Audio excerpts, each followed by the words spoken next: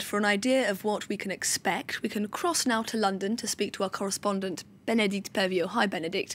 Just what's going to be discussed in the Commons today? What are the most pressing Brexit issues for UK lawmakers?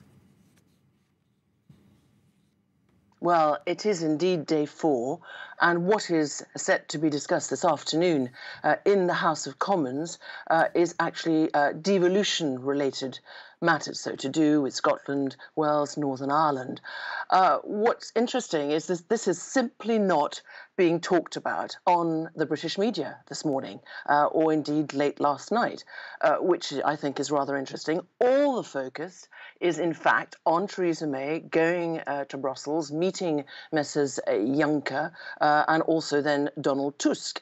And interesting wording coming out of the government and Downing Street, talking about this being an important staging post. So clearly a lot of concern here, an optimistic mood. I understand negotiators, British sources say, have been working all weekend with EU negotiators and actually even overnight to try and really give those assurances, come to those agreements that will enable the UK to then move on to phase 2 and actually talk about the future trade relationship between the EU and a United Kingdom, a first member of that 28-member club that is exiting the European Union, indeed scheduled to do so in March 2019.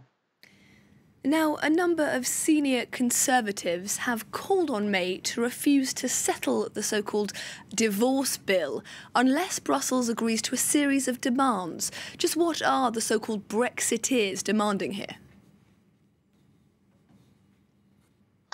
Well, what they are demanding is really related, quite simply, to the ECJ, the European Court of Justice. And one of the promises that was made during the EU referendum campaign was to end the jurisdiction here in the United Kingdom of the ECJ, therefore that British law would prevail. Of course, there is talk that that would not be the case and that the ECJ, that the UK might come to an agreement with the 27, that the ECJ would continue to have jurisdiction, certainly over the 3 million EU citizens here in the United Kingdom. And in this letter, these senior Conservatives actually are furious, and they are demanding, no less, including one former Chancellor, Nigel Lawson, under Margaret Thatcher. They are saying, look, this needs to be stopped as soon as the United Kingdom exits the EU in March 2019. And what they're worried by is that Theresa May and the British government are talking about it continuing that jurisdiction of the ECJ during an implementation period. Finally, I would say that the Health Secretary, Jeremy Hunt, has given those senior Conservatives and other Brexiteers a big warning.